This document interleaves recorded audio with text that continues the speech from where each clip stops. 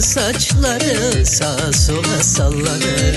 Aha aha yaz geldi, akkuzuluya saz geldi. Aha aha yaz geldi, bu çubuğa saz geldi. Nevruzunam gezerken, Nevruzunam gezerken arabaya taş dedi.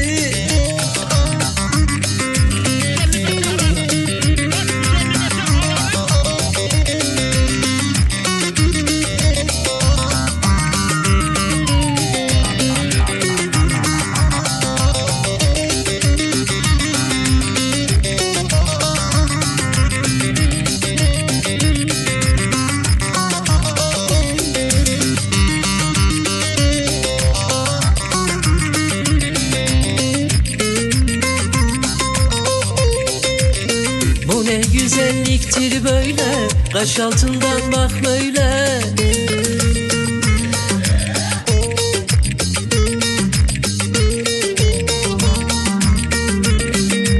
Yaktı barımı dağladı, Erdal oradan çay söyle. Aha aha yaz geldi, akkuzuluya saz geldi. Aha aha yaz geldi, bu çubuğa saz geldi.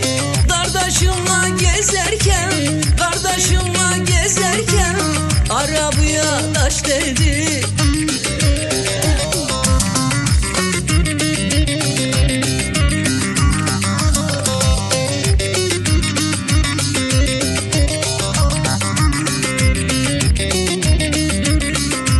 Aha aha yaz geldi, akkuzuluya saz geldi.